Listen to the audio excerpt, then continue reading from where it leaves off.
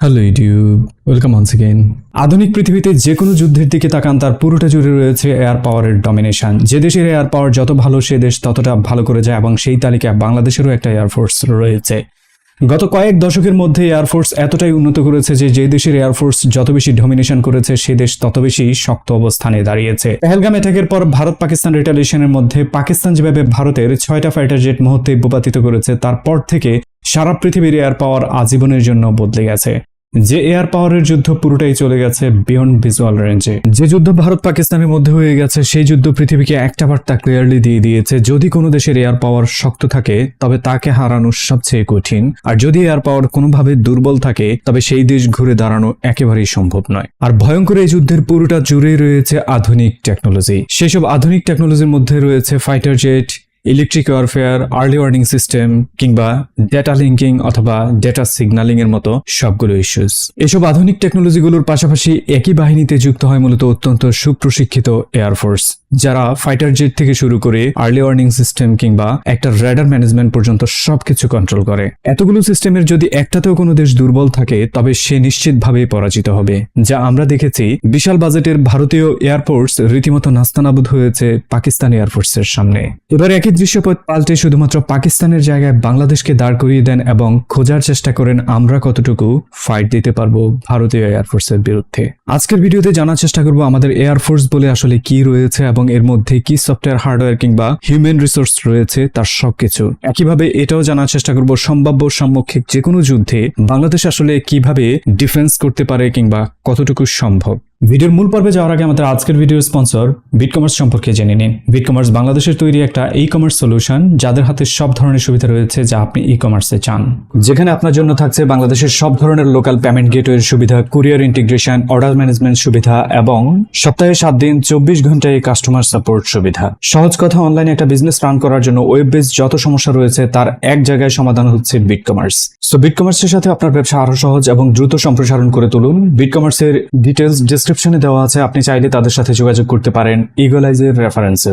Bangladesh air force নিয়ে যখনই কথা বলতে আসবো, তখন আমাদের লিভিং কিছু লিজেন্ড রয়েছে যাদেরকে স্মরণ করা অত্যাবশ্যকীয়। সেই তালিকায় সম্ভবত প্রথম সবচেয়ে বড় নামটি হচ্ছে স্যার সাইফুল আজম, যার ডগ ফাইটিং এর সামনে ইসরায়েলে কোনোদিন দাঁড়াতে পারেনি। ঠিক একইভাবে বীরশ্রেষ্ঠ মতিউর রহমানের নাম না নিলে সত্যিকার অর্থে অসম্মান প্রদর্শন করা হবে। ঠিক একইভাবে এই নামগুলোই রিপ্রেজেন্ট করে বাংলার আকাশ দমিয়ে বেড়ানোর জন্য এখানে সাহসী সন্তানের কোনোদিন অভাব ছিল না, না এখনো আছে।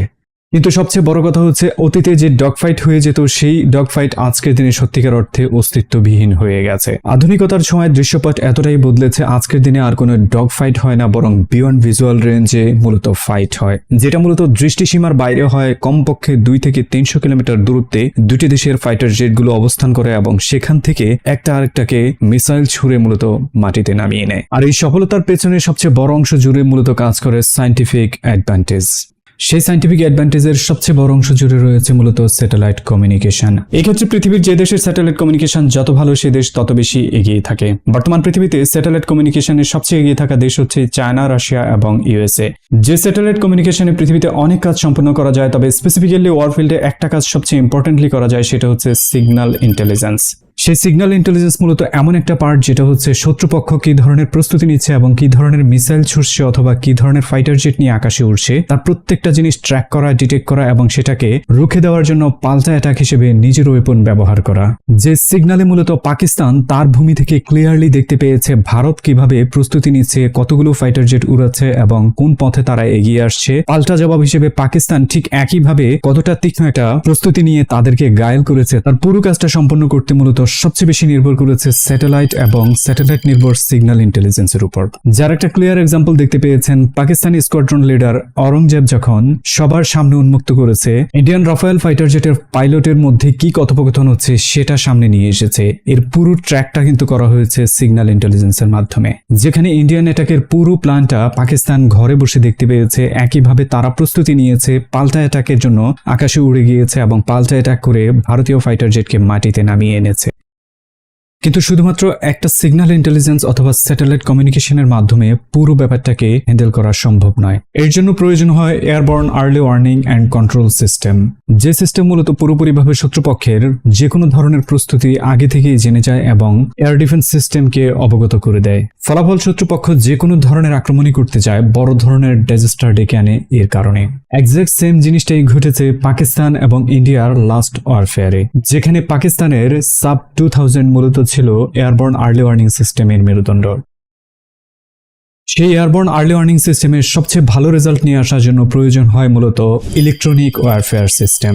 এটা এমন এক সিস্টেম যা মূলত শত্রুপক্ষের মিসাইলের একটা নেভিগেশন সিস্টেমকে জ্যাম করে দেয়। একটা ফাইটার জেটের রেডিও সিগন্যাল কমপ্লিটলি জ্যাম করে দিতে পারে, কিংবা একটা ফাইটার জেট যে জিপিএস নেভিগেশন সিস্টেমে চলছে সেই জিপিএস নেভিগেশন সিস্টেমকে কমপ্লিটলি ডিস্টর্ট করে দিতে পারে। ফলে ফাইটার জেট কোন পথে আক্রমণ করবে সেটাই খুঁজে পায় না। ইলেকট্রোম্যাগনেটিক ওয়ারফেয়ার সিস্টেম ঠিক এতটাই কার্যকরী যে শত্রুপক্ষের যে ডিফেন্স রেডার রয়েছে সেটাকে পর্যন্ত অকেজো করে দিতে পারে। যে electromagnetic warfare system Russia completely ব্যবহার করে যাচ্ছে পুরো ন্যাটোর বিরুদ্ধে রাশিয়া ইউক্রেন যুদ্ধে, যে ইলেকট্রনিক ওয়ারফেয়ারে কমপ্লিটলি ডিস্টর্ট করে দিয়েছে ন্যাটো এবং আমেরিকার তৈরি যত ধরনের মিসাইল এবং ফাইটার জেট রয়েছে অথবা ড্রোন রয়েছে এদের সবাইকে। একইভাবে ডিফেন্স সিস্টেমকে অকেজো করে দিয়ে মিসাইল অ্যাটাক করেছে রাশিয়া। সমান তালে তাদের ইলেকট্রোম্যাগনেটিক ওয়ারফেয়ার সিস্টেমের কারণে ইউরোপীয় ইউনিয়নে বিশেষ করে লাতভিয়া, লিথুনিয়া কিংবা এস্তোনিয়া অথবা বাল্টিক রিজনে যে কোনো ধরনের প্যাসেঞ্জার্স পাইলট পর্যন্ত তাদের পথ হারাতে বসেছিল মধ্যখানে। ঠিক একই ইলেকট্রনিক ওয়ারফেয়ার সিস্টেম পাকিস্তান ব্যবহার করেছে ইন্ডিয়ার বিরুদ্ধে। আধুনিক এয়ার ফাইটিং এর অন্যতম গুরুত্বপূর্ণ পার্ট জুড়ে রয়েছে ডেটা ইন্টেলিজেন্স।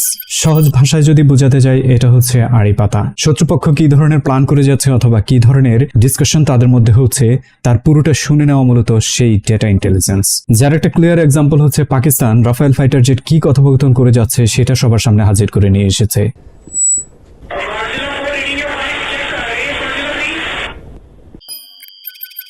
এর সাথেই যুক্ত হয়ে যায় ডেটা লিঙ্কিং। ডেটা ইন্টেলিজেন্সের মাধ্যমে যখন ডেটা কালেক্ট করা হয়ে যায় তখন সেই ডেটাকে রিয়েল টাইম ইমপ্লিমেন্ট করার জন্য গ্রাউন্ড বেস এবং এয়ারফোর্সের মধ্যে সেটাকে ডেলিভার করার জন্য যে প্রক্রিয়া রয়েছে সেটাই মূলত ডেটা লিঙ্কিং, এবং এটা কমপ্লিটলি রিয়েল টাইম হতে হয়। পৃথিবীর প্রত্যেকটা আধুনিক দেশে এই ধরনের ডেটা লিঙ্কিং প্রক্রিয়ার বিশাল ইনফ্রাস্ট্রাকচার রয়েছে। সেটা আমেরিকা, রাশিয়া, চায়না, জাপান কিংবা আজকের দিনের পাকিস্তান যার কথাই বলেন, তাদের প্রত্যেকের ডেটা লিঙ্কিং ক্যাপাসিটি সুপারবলি হাই। ফলাফল যখনই শত্রুপক্ষের কোনো একটা তথ্য তাদের মাঝে আসে, তার মানে এটা একজন জানে না, পুরো লিঙ্ক ক্যাপাসিটির মধ্যে যতগুলো ইনফ্রাস্ট্রাকচার রয়েছে তারা সবাই ওই নির্দিষ্ট টাইমে জেনে যায়। এর ফলাফল হিসেবে দেখেছেন পাকিস্তান মুহূর্তেই তাদের ফাইটার জেট দ্বারা ইন্ডিয়ান রাফায়েলকে পর্যন্ত শুট ডাউন করে মাটিতে নামিয়েছে। Satellite, signal intelligence, early warning system, electronic warfare system, data intelligence এবং ডেটা লিঙ্কিং, এই সবগুলোর পরে মূলত আসে ফাইটার জেট। আধুনিক ফাইটার জেট মূলত তখনই সফল হয় যখন এতগুলো সিস্টেম একসাথে কাজ করে সঠিক রেজাল্ট নিয়ে আসতে পারে। নয়তো আজকের দিনে যে আধুনিক ওয়ারফেয়ার রয়েছে সেখানে ফাইটার জেট লিটারালি অকেজো। ভিডিওর এখন পর্যন্ত আলোচনা আপনি ক্লিয়ার হয়ে গেছেন যে একটা সুসংগঠিত এয়ারফোর্সের কি কি ধরনের ইন্টেলিজেন্স সফটওয়্যার হার্ডওয়্যারের প্রয়োজন হয় এবং কিভাবে সেটা অপারেট করতে হয়, যার সবকিছু এক্সপ্লেন করেছি। এবার সেই প্রেক্ষাপটে দাঁড়িয়ে যদি শুধু বাংলাদেশ এয়ারফোর্সের দিকে তাকান তাহলে আমাদের নাই বলতে আসলে কোনো কিছুই নেই। আমাদের স্যাটেলাইট সিগন্যালিং সিস্টেম নেই, আমাদের ইলেকট্রনিক ওয়ারফেয়ার সিস্টেম নেই, এয়ারবর্ন আর্লি ওয়ার্নিং সিস্টেম আমাদের নেই, আমাদের ডেটা ইন্টেলিজেন্স নেই, ডেটা লিঙ্কিং ম্যানেজমেন্ট সিস্টেমও ক্লিয়ারলি ঠিকভাবে নেই। আমাদের এয়ারফোর্সের হার্ডওয়্যার স্ট্রেংথের দিকে যদি তাকান তাহলে আমাদের সব মিলিয়ে 216টা এয়ারফোর্স হার্ডওয়্যার রয়েছে, যার মধ্যে আমাদের ফাইটার জেট রয়েছে মাত্র 4টা। যে 4টা ফাইটার জেটের সবগুলোই হচ্ছে MiG-29। সেই MiG-29কে পৃথিবীর আজকের দিনে কোনো দেশ সেভাবে ব্যবহার করে না কিংবা অবসরে পাঠিয়ে দিয়েছে। উদাহরণস্বরূপ আজকের দিনে শুধুমাত্র ইউক্রেনের দিকে তাকান, যে যুদ্ধে নাস্তানাবুদ হয়ে গেছে ইউক্রেন, সেই ইউক্রেনও MiG-29 উড়ানোর সাহস করে না, কারণ MiG-29 এর রেডার এতটাই দুর্বল শত্রুপক্ষ তাকে অ্যাটাক করেছে কিনা সেটাও সে খুঁজে পায় না। ফাইটার জেটের পাশাপাশি এয়ার পাওয়ারের অন্যতম বড় একটা পার্ট হচ্ছে অ্যাটাক হেলিকপ্টার। সেই অ্যাটাক হেলিকপ্টারের তালিকায় আমাদের কোনো কিছুই নাই। চিন্তা করে দেখেন এটা কত বড় বেকুবি। আজকের দিনে স্বাধীনতার 53 বছর আমরা পার করে 54 বছরে পড়েছি, কিন্তু এখনো আমাদের একটা ইউনিট পর্যন্ত অ্যাটাক হেলিকপ্টার নেই।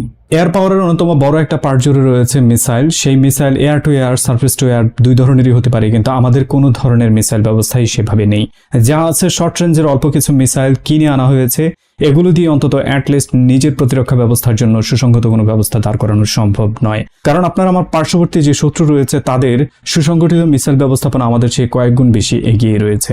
আলটিমেটলি আমাদের মিসাইল ব্যবস্থাপনা এতটা দুর্বল যে আজকের দিনে যদি হুতিদের সাথে তুলনা করি তাও আমাদেরকে খুঁজে পাওয়া যাবে না। এমনকি হুতি, হিজবুল্লাহর মতো গ্রুপগুলো আমাদের থেকে অনেক বেশি এগিয়ে আছে সেই মিসাইল প্রযুক্তিতে। একটা দেশ হয়ে আমাদের সেই মিসাইল প্রযুক্তি এতটাই তলানিতে যে বাজেট পর্যন্ত এখানে কোনোদিন অ্যালোকেট করা হয়নি। যে জিনিসটা আমাদের চেয়ে ছোট ছোট ইকোনমির দেশ হয়ে ইরান এবং পাকিস্তান তৈরি করেছে, কিংবা আমাদের সে অনেক বেশি দেউলিয়াপনায় থাকা হুতি পর্যন্ত সেটা ডেভেলপ করে প্রতিপক্ষকে আঘাত করে যাচ্ছে, যেখানে আমাদের কোনো কিছুই নেই। এখন পর্যন্ত যতগুলো অ্যানালিসিস দেখিয়েছি কিংবা সফটওয়্যার হার্ডওয়্যারের ব্যাপারে এক্সপ্লেন করেছি, তার মধ্যে কোনোটাই ততটা ইম্পর্টেন্ট না যতটা ইম্পর্টেন্ট হচ্ছে একটা ড্রোন ম্যানেজমেন্ট সিস্টেম তৈরি করা। আজকের দিনে পৃথিবীতে ড্রোন এমন এক শক্তিতে পরিণত হয়েছে যাকে পাল্লা দেওয়া সত্যিকার অর্থে প্রায় ইম্পসিবল তালিকায় চলে গেছে যদি সমান তালের প্রযুক্তিগত ব্যবস্থা কোনো দেশের না থাকে। উদাহরণস্বরূপ ইউক্রেন রাশিয়ার কথাই ধরেন।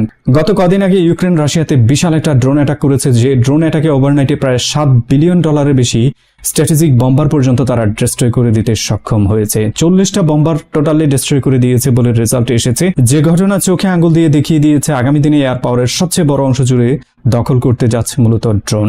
সেই ড্রোনের তালিকায় যদি আজকের দিনে কোনো দেশকে লিস্ট করতে চান, তবে রিয়েল লাইফ ব্যাটেলফিল্ড ওয়ারফেয়ারের এক্সপিরিয়েন্স নিয়ে থাকা এগিয়ে থাকা সবচেয়ে বড় দুটি দেশ হচ্ছে রাশিয়া এবং ইউক্রেন। অন্যান্য অনেক দেশের ড্রোন প্রযুক্তিগত ব্যবস্থা রয়েছে, কিন্তু রিয়েল লাইফ ব্যাটেলফিল্ডের এক্সপিরিয়েন্স নেওয়ার ক্ষমতা সবার তৈরি হয়নি। সেই জায়গায় বাংলাদেশের অবস্থানের দিকে যদি তাকান, আমাদের হাতে গোনা কয়েকটা বাইরাক্তার ড্রোন এসেছে, যেটাও অনেকাংশেই ব্যর্থ হয়ে গেছে ইউক্রেন রাশিয়া ওয়ারে, যেখানে রাশিয়া সেগুলোকে প্রতিনিয়ত অ্যাটাক করে ধ্বংস করে দিয়েছে। সেই ড্রোন পাত্তাই পায়নি বলতে গেলে। অল্প কয়েকটা সেই ড্রোন ইউনিট নিয়ে যদি আপনি মনে করেন যে আগামী দিনের যুদ্ধে আমরা জিতে যাব কিংবা আমরা ভালো কোনো অবস্থান তৈরি করতে পারবো, তাহলে আমাদের চেয়ে বোকা পৃথিবীতে দুনিয়াতে আর একটাও বসবাস করে না। যে ড্রোনের ব্যবহার আমরা সারা পৃথিবী জুড়ে দেখতে পাচ্ছি, সেটা পাকিস্তান ইন্ডিয়ার ওয়ার হোক কিংবা আজারবাইজান আর্মেনিয়ার ওয়ার হোক অথবা রাশিয়া ইউক্রেন ওয়ার হোক, যেখানে আপনি তাকান সেখানে ড্রোনের ব্যবহার হচ্ছে, এবং ড্রোন এতটাই উন্নত প্রযুক্তিতে পৌঁছে গেছে যে যেটা হাজার হাজার কিলোমিটার পাড়ি দিতে পারে, ফাঁকি দিতে পারে রেডারের তীক্ষ্ণ নজর, একইভাবে আঘাত হানতে পারে শত্রুপক্ষের সবচেয়ে স্ট্র্যাটেজিক পয়েন্টে পর্যন্ত। সেই ড্রোনের দিকে বাংলাদেশের সত্যিকার অর্থে ভালো কোনো নজর এখন পর্যন্ত পড়েনি। পৃথিবীতে যে কটা দেশ ড্রোনে উন্নতি করেছে আজকের দিনে তারা বেশ ভালো অবস্থানে রয়েছে। সে তালিকায় শুধুমাত্র ইউক্রেনের দিকে তাকান। ইউক্রেন লাস্ট অ্যাটাকে যতগুলো ড্রোন ব্যবহার করেছে তার প্রত্যেকটাই তাদের নিজস্ব ডিজাইনে তৈরি করা, এবং এমনকি চিপ ডিজাইন পর্যন্ত তারা নিজেরাই করেছে। একইভাবে এমন সব বিধ্বংসী ড্রোন তারা তৈরি করেছে যেগুলো মুহূর্তে একটা ট্যাঙ্ক ব্যাটলকে ধ্বংসের মুখে ডেকে নিয়ে যেতে পারে, যার মধ্যে অন্যতম বড় উদাহরণ হতে পারে বাবা ইয়োগা। অথচ আমাদের এয়ারফোর্সে হাতে গোনা কয়েকটা নজরদারি ড্রোন ছাড়া কোনো ব্যাটার অ্যাটাক ড্রোন এখন পর্যন্ত আমরা একোয়ার করতে পারিনি কিংবা নিজেরা উৎপাদন করতে পারিনি। এবার ক্লিয়ার একটা দৃশ্যপটের দিকে তাকান। আমাদের ফাইটার জেট নেই, অ্যাটাক হেলিকপ্টার নেই, ড্রোন ম্যানেজমেন্ট সিস্টেম নেই, অ্যাটাক ড্রোন নেই, মিসাইল সিস্টেম নেই, দূরপাল্লার কোনো মিসাইল ব্যবস্থাপনা নেই, সিগন্যাল সিস্টেম নেই, ডেটা ইন্টেলিজেন্স নেই, আর্লি ওয়ার্নিং সিস্টেম নেই, ইলেকট্রনিক ওয়ারফেয়ার সিস্টেম নেই। অথচ আমরা একটা দেশ যেখানে 18 কোটি মানুষ বসবাস করে, আমাদের ইকোনমি $500 বিলিয়ন ছুঁই করে, কিন্তু আমাদের এয়ারফোর্সের অবস্থা লিটারালি ডায়রিয়া হয়ে আছে। এমন একটা এয়ারফোর্স যেখানে এমপ্লয়ি 22,000-এর বেশি, যেটা মিয়ানমার এয়ারফোর্সের চেয়েও বেশি, কিন্তু আমাদের এয়ারফোর্সে ইকুইপমেন্ট এবং ইন্টেলিজেন্স সরঞ্জাম ব্যবস্থা কিংবা সফটওয়্যার হার্ডওয়্যার যত কিছু বলি তার সবকিছু এতটাই তলানিতে রয়েছে যে এটাকে কোনো একটা দেশ তো দূরের কথা কোনো একটা বিচ্ছিন্নতাবাদী গ্রুপের সাথে ফাইট করার মতো ক্যাপাবিলিটি এখন পর্যন্ত তৈরি হয়নি। উদাহরণস্বরূপ আপনি হিজবুল্লাহ কিংবা হুথির কথাই বলেন, আমরা অনেকাংশে তাদের থেকেও পিছিয়ে রয়েছি।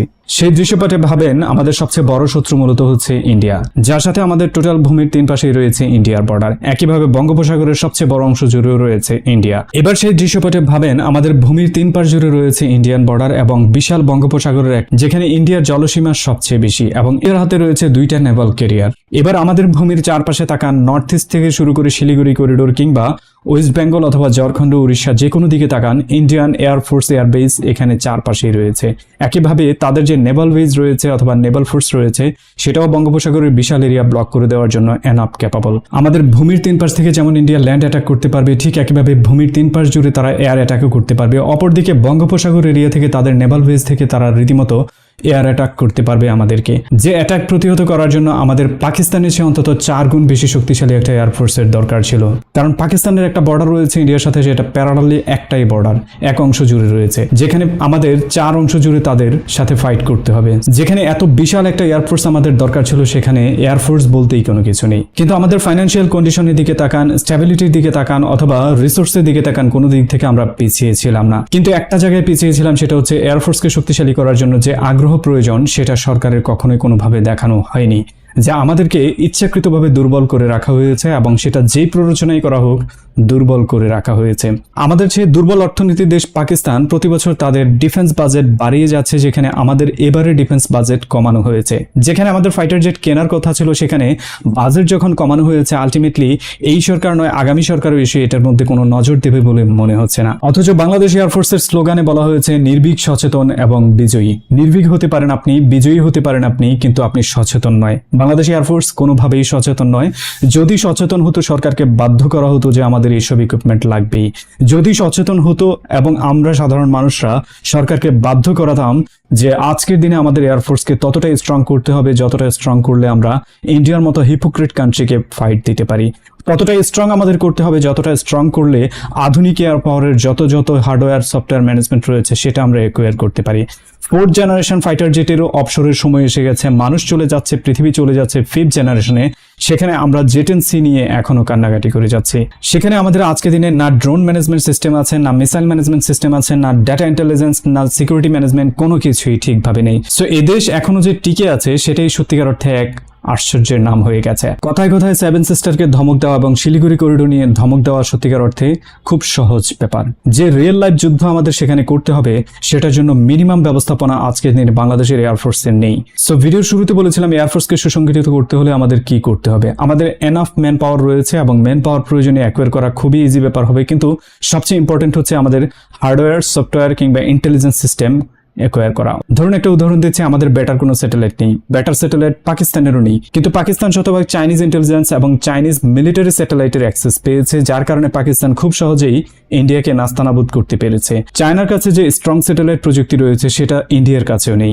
যে একটা রিজন আপনাকে ক্লিয়ারলি বলে দিচ্ছে ইন্ডিয়া আসলে কোথায় পিছিয়ে রয়েছে এবং আরো ক্লিয়ারলি বলে দিচ্ছে আমরা কতটা পিছিয়ে রয়েছে। সো আমাদের এয়ারফোর্সকে সুসংগঠিত করতে হলে আগামী কয়েক বছরের মধ্যে আমাদের fighter jet, early warning system, electronic warfare, signal system, data intelligence, data management system সবকিছু অ্যাকোয়ার করতে হবে। আর যে সরকার এটা করবে না কিংবা করতে চাইবে না তারা নিশ্চিতভাবেই ধরে রাখেন বাংলাদেশের সরকার নয়, তারা অন্য কারো এজেন্ডা বাস্তবায়ন করে যাচ্ছে। তখন আমাদের একমাত্র দায়িত্ব হবে যেভাবে আমরা হাসিনাকে এখান থেকে লাথি মেরে বের করে দিয়েছি ঠিক একইভাবে তাদেরকেও বের করে দেওয়া। এর বাইরে দ্বিতীয় কোনো ওয়ার্ড হতেই পারে না। সো ভিডিও সম্পর্কে আপনার মূল্যবান মতামত কমেন্ট সেকশনে জানান, পাশাপাশি এটা জানান যে এয়ারফোর্স সম্পর্কে আপনার মতামত কি। আর আপনার যত কথা আছে আমার কাছে পৌঁছানোর জন্য ফেসবুক, টুইটার, ইনস্টাগ্রাম কিংবা টেলিগ্রামেও কানেক্টেড হয়ে যেতে পারেন। এনজয় করুন পরের একটা ভিডিও, ততক্ষণ পর্যন্ত টাটা, বাই বাই, আল্লাহ হাফেজ।